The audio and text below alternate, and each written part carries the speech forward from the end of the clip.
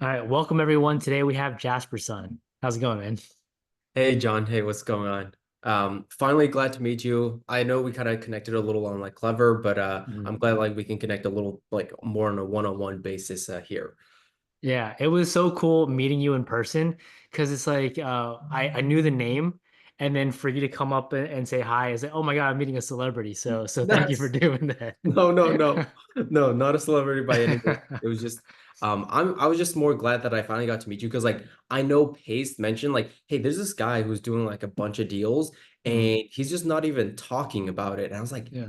that is so crazy. And like I I don't want to make this like a race thing at all, but like it was even more inspiring because like you were Asian yourself, and I was like, dude, Mhm. like that is so inspiring to see like another Asian person pursuing like a whole entrepreneurship route. Because you know how it is with like some like Asian families, like with certain Mhm. expectations, Yeah. entrepreneurship doesn't really fit into that category. And Right. I was just like, I saw it and I was like, dude, props to you. Like literally, as I was looking at those Facebook posts, I was like, Yeah. dude, what a great job. I appreciate that. It's kind of funny though, because like you have again, not to bring race into it, but you have your like Yeah, East Coast Asians and your West Coast Asians. The West Coast is more like I guess more in this world of creativity and creation. And then the East Coast Asians are more like get a stable W-2, work hard, retire in retirement age and just, live your life. Um exactly. Doctors, lawyers, yeah. all that stuff. Yeah. Yeah, so for anybody who's not Asian or didn't know about that, like that's a real thing. East Coast versus West Coast Asian. Yeah. Yeah. Yeah. But cool, man. Like, tell us a little bit about yourself. Yeah. So I started off initially just like so I guess like my real journey started in like February of 2022. I was kind of going into like the whole real estate world, but I didn't know which direction to go. I didn't know if I was going to do buy and hold. I didn't know if I was going to do like flips or if I wanted to do wholesaling. Hmm. And initially, I went down the whole buy and hold route because I was falling under the whole, oh, passive income route. Like, why don't I Yeah. buy this, get some passive income, start building up that portfolio, and then Hmm. retire like that? But Yeah. then, like, I think on year one, as I was doing, like, I got pre-qualified and I did all these things and I was looking into it and I was like, this is not repeatable. Like if I wanted to do this on like day with the knowledge that I had at the time, Hmm. like Yeah. going the traditional route, Yeah. it wasn't repeatable year over year for me at least. Like I could have bought one, then maybe in like another year or two, I could buy another one, and it was like that's too slow for me. Hmm. And so I had this friend that I was doing like a tiny mastermind from like Bigger Pockets, and he said, "Dude, if that's what you're looking for, why don't you try wholesaling?" And so that's when I started looking into wholesaling and then started just taking some action on that.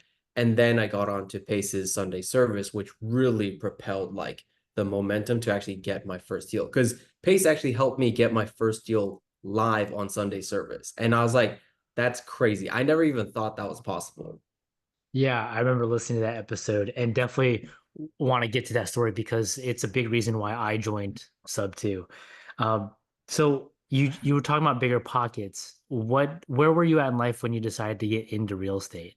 Oh, so I so so I was in Korea at the time. I was in Korea. I was living in Korea because like I had just graduated and like 2022, like 2020 was a weird year where like that's like when COVID first started and like break Mhm. like you were all like shut in and all that stuff. Yeah. So I think May of that year I went to Korea where it was like a little better in terms of the situation. Hmm. And I was still looking for jobs because like my still at that time I was still looking for jobs, and then I finally got something at 2021, and I was going to it, and it was just the worst job I've ever had in like my life. Like the manager demanded like crazy hours, and he would also like really micromanage it. Like it got to the point where like he wanted a breakdown of every 30 minutes what I was doing, and I was like I'm number one, I'm not gonna do that. But then the Yeah. fact that like he even requested that, and when I Hmm. wouldn't do it, he would like bring it up consistently. I just had to quit, and I was like, ever since then, like the fact that that's a possibility for a job, I had to look for another way. So that's why I started jumping into real estate, thinking like this could be a good alternative path. Yeah, that's insanity. I mean, think about the amount of time wasted just recording every single 30-minute block of your day. It's like, did they want to get anything done? No, yeah, and it's like on top of they wanted like proof of work on top. So like Yeah, not only that, but the proof of work attached as well. And I was like, okay, this is not okay. yeah. What field was that in? That was in a it was like a analyst field. It was like a FP&A, I think. It was like a Okay, forecast field. gotcha. Okay, so Yeah. finance. Yeah, finance. Just Yeah. to make it easy, FP because not everyone knows what FP&A is. Yeah, yeah, Yeah. yeah. So okay, finance. Oh, geez. All right. So then you get into bigger pockets, and then I mean, from going from finance into wholesaling, what is that transition like? It was just honestly just me trying to find a way like just an alternative. And like I've always dreamed about, having multiple properties and like just getting rent from them and then just like replacing your income like that. But it was Hmm. always something like so far-fetched where I was like, I'm not even gonna look into it. But then Hmm. when the whole job thing happened and I was like thinking of transitioning out of that field, um, that's when I was like, okay, you know what? I think this can be a real possibility. And my first book that I read was, I think it was the Bigger Pockets Hmm. Burr book, where like Yeah. out of state real estate, you Yeah. fix them up and then you cash out refi and then all that stuff. So I was like, Hmm. wow, this is an actual repeatable step because I can, take that money and keep recycling it. Yeah. Um, but obviously that's not as easy as it sounds. Yeah, that's the book. So I when I first got started, I was doing the Burr method, and I mixed that with David Green's long distance real estate investing. Yeah, Yes. merged them two together, right? Didn't do it well. Turns out, I mean, it worked out well, but made a lot of mistakes. But yeah. So did you go down that path? No, so when I first was looking into it and Hmm. like I got pre-qualified and all that stuff, Yeah. I just didn't see at like my current it could have been a mentality thing as well, but like Hmm. I just didn't see me being able to continue that cycle like continuously. So like I was like, I need a more active way to Hmm. build income than to Yeah. go real estate. Okay. Yeah. So then when your friend from Bigger Pockets suggested you do wholesaling, what about that really appealed to you? So he had actually done his first deal in wholesaling, and he was like, dude, this is like if you just put in the hours, you do this, and you can actually make some active income like this. And I was like, okay, what's better? Like right now, even though like wholesaling isn't the end all be all goal, but if I could replace my active income with wholesaling, why Mhm. don't I just do that? Because if I can make at least like at that time it was like six to like $15,000 a month, like Mhm. consistently doing one deal like that, Yeah. perfect. I don't even know to work again. So that's kind of like what brought me to it initially. Got it. Okay. So then once you've discovered that world, how did you even know where to start? I'm so thankful for him because Hmm. he was actually a part of this like tiny mentorship. It was Hmm. like a really cheap, in hindsight, really bad mentorship, Uh-huh. but I'm thankful for it because like it helped me take some action. And so it was Hmm. like, okay, they gave me like clear steps, do this, that, and this, and you'll get deals. That was like, Yeah. so it was good. It was like, it was good that it was bad, but also it was bad that it was bad. I don't know how Uh-huh. to like kind of phrase it in that. Right. But I just to start taking action ever since I got those set of instructions and just started going at it. And started generating some leads. Okay. So were you pulling lists or were you just kind of working with your friend? So it wasn't it was kind of like a manual pulling list. So basically what they were doing was they would go on the county website and Mm. they would tell you, hey, these types of documents are eviction documents. And so I would literally every day after work, I would hop on to the county website and I would look at all the names and just like click on the documents, confirm Mm. that they were eviction documents, Yeah. and then I would like either skip trace them or if they already had their phone number on them, I would just call or text them like that every day after work.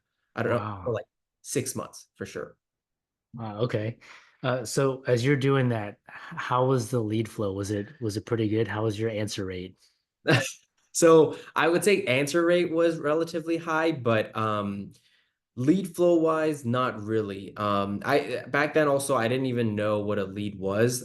If someone said like, "Hey, I'll sell for $1 million," like that was a lead for me. I was like, "Oh, Yeah, okay, like someone wanted to sell at yes. least." Yes.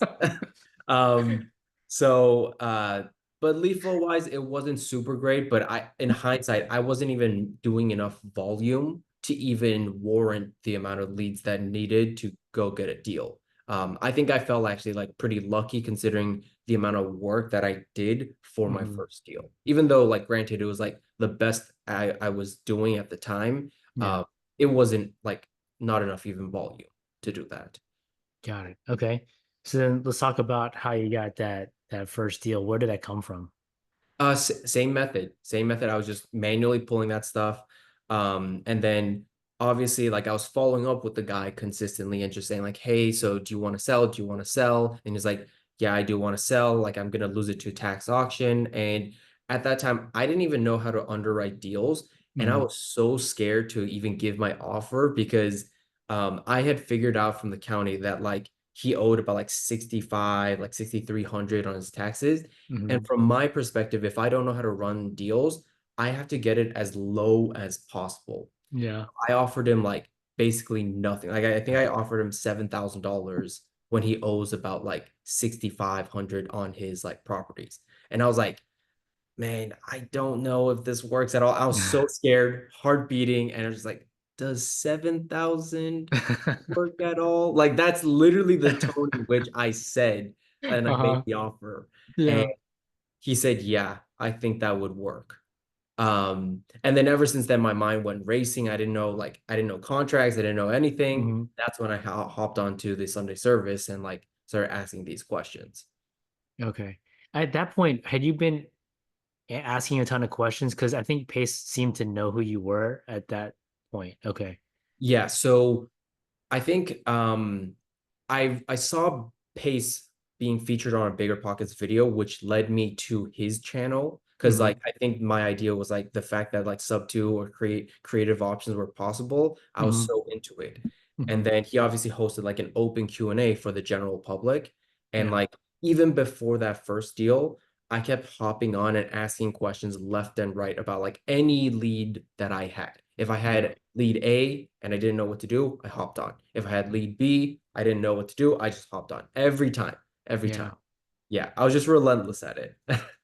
And I mean, that's amazing because not everyone would do that. When I had questions, I would just ask once and then that would be it. I was terrible with follow-up and I would be nervous to ask questions, but for you to be able to go out and just do it, I think shows that one, you're serious, and two, that you're taking action. So it's very easy for him to help you. Yeah, in hindsight, mine was just like, I need help. I'm Uh-huh. drowning and I just Yeah. need help. And like the Yeah. fact that he gave me like a hand to help, I was just like, yes, this is like no matter who, I don't need to feel bad about other people. If they want it as bad as I do, they will Hmm. show up as much as I do. And so Yeah. yeah, there was kind of like that mentality going into it as well. Who taught you how to follow up so much? No one. It was just like if they expressed that they wanted to sell and I only had a handful of leads, like Hmm. I had to follow up with them because there was nothing else for me to do. Because like Yeah. everyone else said no, and to the Hmm. handful of people who said yes, I was like, I'm gonna follow up with them until I die. Right. That's kind of how it was. Yeah.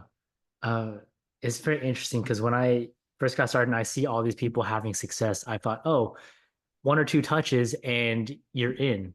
How many touches on average? I mean, how many touches did it take to get that first deal?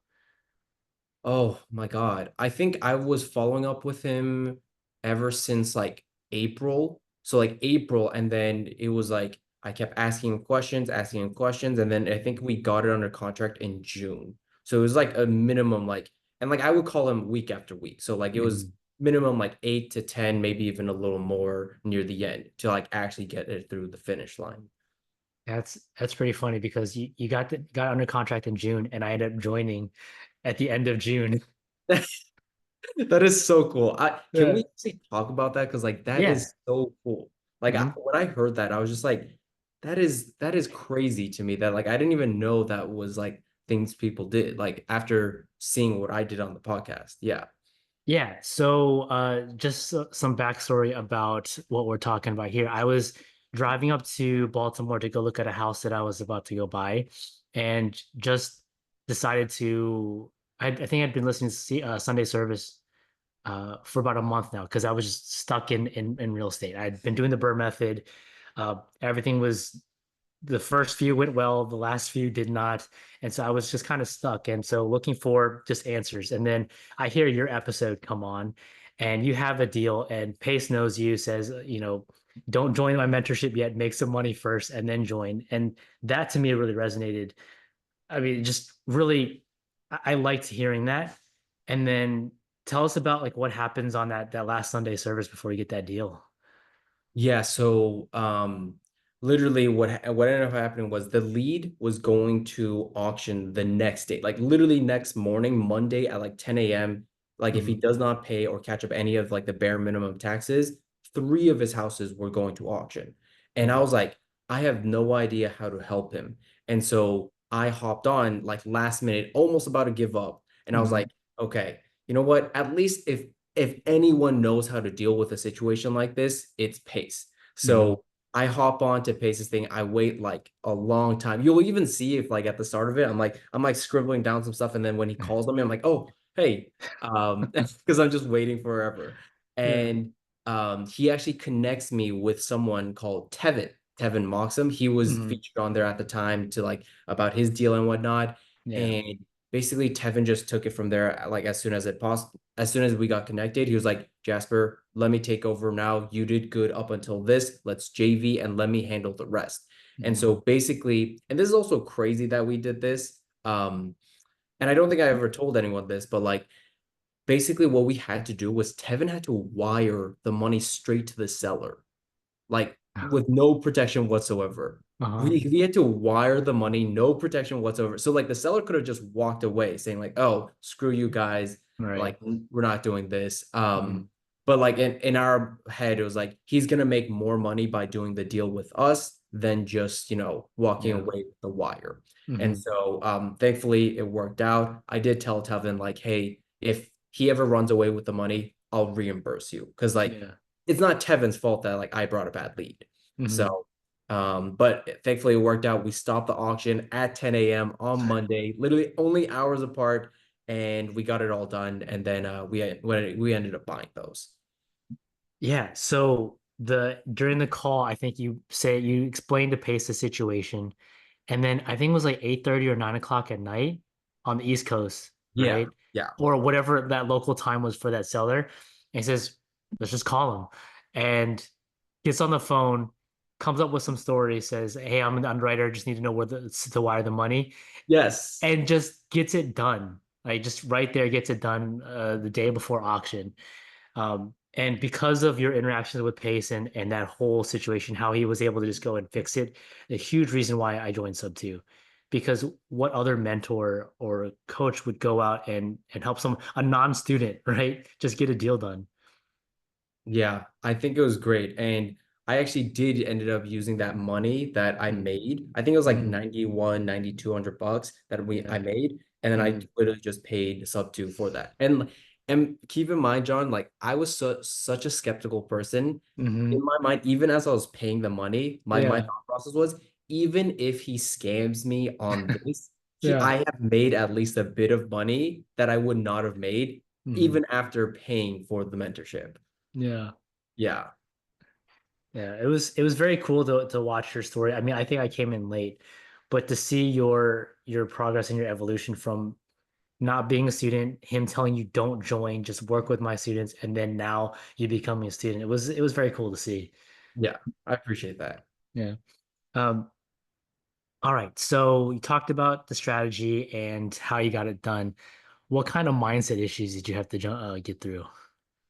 I think the mindset issue was just like the fact that I could do a deal in the first place. Because like Mhm. every lead that I came across, they wanted over market. Every lead I came across, they wanted this, that, this. They always had objections on this. And it was just like I didn't know if it was something possible. And like every time like one lead would fail, I would feel like even worse about the situation. Because like man, I'm spending so much time and like there's no result. And like even Hmm. my sister would say, she was like, Jasper, I don't know why would you do something where there's no guarantee what the result is? And I was Yeah. like, because I feel like it's possible. And so like that first mental hurdle that I had to overcome was the fact that I could just do a deal was like the biggest one.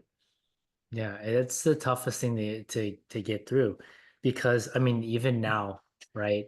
When you go into new venture, it hasn't happened until it does, and then you just have to be sure that it's going to happen, and it will happen if you don't give up.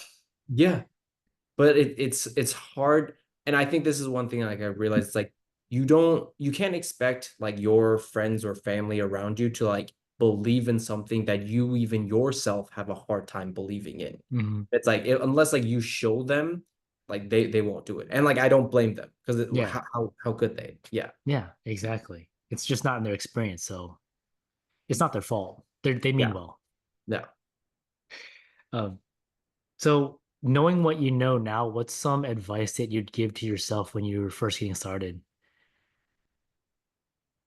So I have a big thing on like giving advice because I feel like I'm very like stubborn sometimes. I feel like I wouldn't say anything to my past self because like even if I told my past self, I feel like I wouldn't be listening to it because like everyone tells me at the time, don't give up, don't give up. So I already know to not give up. But Mm-hmm. like, yeah, I don't know if I would give any advices to my past self just because I feel like I would be stubborn and still not listen to that advice. Yeah. You know Yeah. what's hilarious when you were talking about your goal, your strategy was to just do buy and holds and then how it's not sustainable.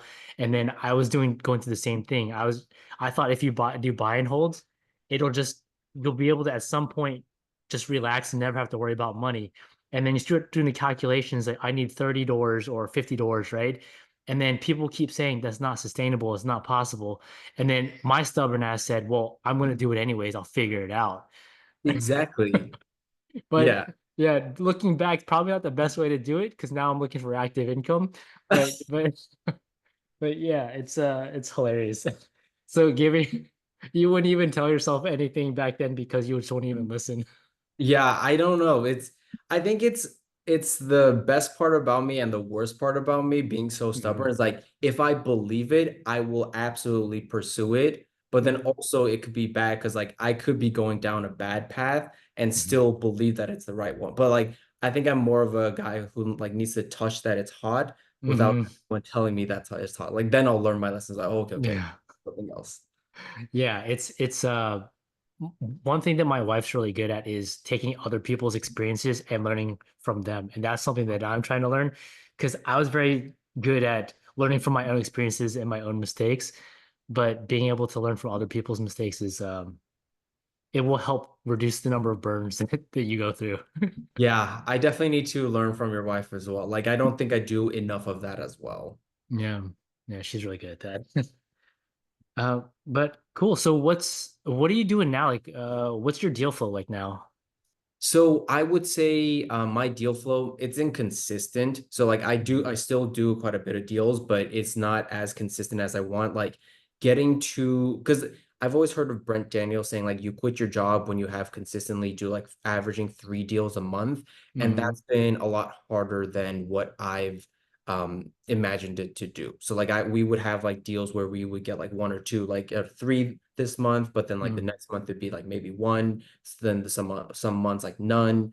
So it's like it's all like all over the place a little. So like I'm still trying to get that consistency going, and Hmm. then I feel like we can start like moving on to like next chapters in my life. Got it. What is your team like? Is it just you? No, so it's me and it's just a couple of VAs right now, just like working on some of the leads right now. Okay. Yeah. What's been your biggest struggle? I think delegating, really like letting go of certain aspects. Like this year has been really where like I started delegating a lot of the stuff. Like even before, like just even like a year ago, back when I think I was a little too comfortable working on like DQ's team because like I used to work on DQ's team and Hmm. like everything back then is still like me doing the work. And Yeah. like I thought that maybe by joining a team, I would naturally learn how to delegate things. But like when I Hmm. kind of went out on my own, I was still struggling to delegate a lot of the stuff. And like Yeah. slowly but surely, now that I'm delegating a lot of the stuff, like I get a lot more time back, and Hmm. I'm starting to see like better deal flow essentially. Got it. Okay. Have you read the book 10x is easier than 2x? No, isn't that Grant Cardone's book? No, No, Grant Cardone's book is like 10x or something, but Oh, this okay. one is Okay. by the same guy who wrote Who Not How and The Gap and the Gain. I read Who Not How and The Gap and the Game. Yes, I've Yeah. both read those. Yeah. I think the 10x is easier than 2x is like the last of the series. That has been super helpful. I think I read that end of last year and it's really put a lot of things in perspective. So that might be helpful. Yeah, no, I appreciate that. I'll definitely Yeah. read that. Yeah. Awesome. Well, how can people reach out to you and how can people work with you? Yeah, I mean, they could just reach out to me like on Instagram. Hmm. Yeah, like I think it's just Jasper Son underscore REI. I do things where like at least on Saturdays, I do still work on Saturdays, but then I will take some time like at the end of the Saturdays where like I connect with new people or people who had any questions. I will respond to like DMs and all of that, hop on calls. And so like if anyone wants to reach out, Saturday is usually the best time like for like newer people to just like reach out and like just talk because I can actually spend a lot of time going over some of the questions and issues that they have. Okay, cool. So, yeah, I have this thing where the whole reason why I started this podcast is because I wanted to help 1,000 people get their first deal. And then a lot of people have reached out to me about wholesaling. And it's like, dude, I failed at wholesaling. They don't ask me questions about that. So, would love to do some kind of Zoom or collaboration with you where we hop on some kind of session, like a webinar or Q&A session, and have people come in and just ask you questions about how to better their Yeah, wholesaling operation. yeah, I'd love to. And also, John, I know we talked about this real quick, but Mhm. what do you do to help people? Like, don't you like takes and I actually want to do with this with my personal side of the income where like because I Mhm. have like a business income and like personal income. I know we Yeah. talked about it briefly, but like Yeah. don't you help people with like, getting their money invested pretty safely? Yeah. Thank you for bringing this up. Yeah. So about a year ago, my mom had expressed desire to retire this year. And so the only thing that I knew to do was to turn her money into cash flow. And I started, I went down the buy and hold rabbit hole, thinking like that was the best way. But then I was like thinking, oh, taxes and corporate structure and all these different things. So okay, that's not the best way to do it. So just started doing looked into private money lending and got to learn on her dime. Personally guaranteed everything. So if I lost any of her money, I would pay her back. Yeah. But really got her into opportunities where I got to meet some cool people and really take whatever she had saved up and turn it into monthly cash flow so that now she is living off the interest and not watching her retirement account dwindle, which to me was always kind of scary when I got to that age. I never wanted that to happen too, because uh, what if you are really healthy and you happen to outlive your money? Like, what are you going to do, right? So, yeah, learned a lot of lessons, learned how to do it properly, learn how to evaluate borrowers, do background checks, vet the people that you're working with. And so now taking that concept and applying it to friends and family where they have money, it's just sitting in CDs or sitting in stocks where it's really volatile. You don't know who's doing what. You're not really in control of it. So really have been for the past month and a half focused on how do I get my friends and family into lending while also doing it safely and being in control of these different projects. And so I found this borrower that I really like. First position, really great flat returns, 3 to 6 months, and by all accounts have done the vetting, background checks, everything was good. So now I'm bringing their money into these opportunities. So now they're earning, 15, 16% annualized returns on their money. And they don't have to do anything. We have the underwriter, we have the operator, we have the opportunities, and really it's just come bring your money, collect your money. So yeah, that's what I've been working on. That's so crazy though. Like I think you are the people like the general public like who need exactly because like no one wants to do the hard work of underwriting Mhm. and doing all that and vetting. Like they just want to trust someone who Yeah, can like they can leave their money with, not do that much work. Like what is a private money lender's dream? Like they give someone the money, they get right, the return, and like they just forget about it. right. Almost like they put it into stocks. Because like when someone puts into stocks or crypto, if you're into that, Hmm. whatever it is, like they just forget about it and they Yeah. expect a return. So like Hmm. you're doing something that like people, it's like satisfying a niche where like it's comfort plus risk in the Yeah. like, perfect mesh. So like I definitely want to start investing like some actually like some of my personal income with you as well. I appreciate that. Yeah, I would love to work with you and help you show you that so that you can do the same thing for your friends and family too. Because I mean, all the legwork, once you have it done, it's really not that hard, and especially with these first position lends. Then, if anything were to happen with these borrowers, you take over the property, you don't have to worry about a hard money lender. And then you get to it's very challenging to lose your all of your money, right? Even if you have to take over the property, you just build a team and you do a cash out refi. You hold on to it long enough, you're gonna get your money back. It's just and you get to learn how to do it too. Yeah, and so like I don't know if you've already explained to people to like Mhm. what the difference is between like a first lien position, like a second lien position. Like what's the difference between those two things? Yeah, so first lien position is definitely a lot safer because you don't have. I mean, you are essentially given the first right of refusal if in case the borrower defaults. Like both first and second lien can start a foreclosure, but when you're in first lien position, if let's just say it's $100,000 house and you lend $80,000, a second position comes in and lends $10,000. Technically, you have a $10,000 spread. Well, if you start the foreclosure process and you're in first lien, you not only take your money back, you also take in the return, and then you also have attorney's fees, foreclosure fees, all these different things. If let's just say it's a $20,000 fee on top of whatever it is you put on, your second lien position has nothing to take, and so that's why it's safer. And a big reason why I've held off on bringing people's money in because I'm looking for something where it's safe and there's no awkward conversations, around the holiday times. Yeah, so basically what you're saying is so like when something goes bad, like the first position gets paid out first, and if Hmm. if there's something left over, the second gets Yeah. paid. So that's Yep. why like first is super safe, and like you guys Hmm. have the right deals where like okay, if all goes bad, at Yeah. the very bare minimum, when we sell the house, they will recoup whatever they put on against the house. Yeah. And if we've run the numbers properly, they're going to get their money plus their return. And it's a big reason why I hired an underwriter too, because I'm not that detailed. So if I'm dealing with other people's money, I need to make sure that the numbers are what they are. It used to be my wife, but then she got the more important job of homeschooling. So I was like, all right, I can't really add this onto your plate. Yeah.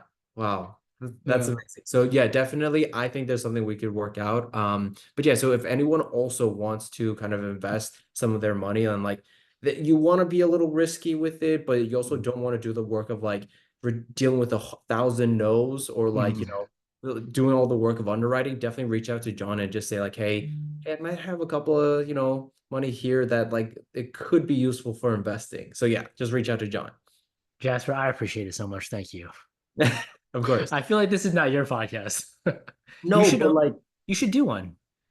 I have like a um for and this is just a side note from everything, but Mm, like obviously I'm working on the business, but I want to actually do something, and I never shared this one with anyone other than my girlfriend. mhm, I want to actually do like cinematic versions of like short films with like wholesaling content on my Instagram story. So like I used to do a lot of reels on my Instagram stuff, and mhm. then that kind of got boring because I kept talking about the same things and all. And like I'm Yeah. now seeing more of a trend of like people doing like cinematic stuff, like short film stuff on their Mhm. Instagram. And I'm like, dude, that is exactly what I want to do with my Instagram. So I'm still sorting that stuff out for me. That would be so basically animating what is it you're talking about, right? Is that what it is Or or what? like cinematic film style, like when you look at a movie, Uh-huh. the way they film certain things, like there's a lot of details that go into it, and I want Okay. to do something like that, but like also mesh it with real estate almost. So I it's don't like think not only visually entertaining to see, but mhm. also like there's actual valuable information as well. Yeah, that would be really cool. I don't think anybody's doing anything like that.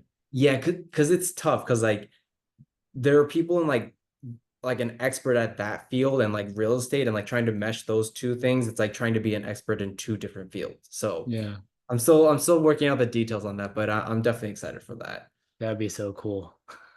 Um, but yeah, dude, let me we'll go ahead and end this and we'll talk about like cool things that you're working on. Thank you so much for coming on.